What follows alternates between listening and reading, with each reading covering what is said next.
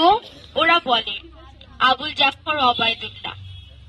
কুমড়ো ফুলে ফুলে নুইয়ে পড়েছে লতাটা, সজনে ডাঁটায় ভরে গেছে গাছটা, আর আমি ডালের বড়ি শুকিয়ে রেখেছি। খোকা, তুই কবে আসবি? কবে ছুটি? চিঠিটা তার পকেটে ছিল, ছেঁড়া আর রক্তে ভেজা।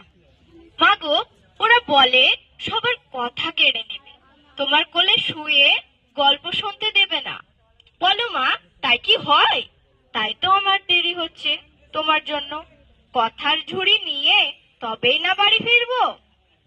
লক্ষ্মী মা, রাগ করো না, মাত্র তো আর কটা দিন। পাগল ছেলে।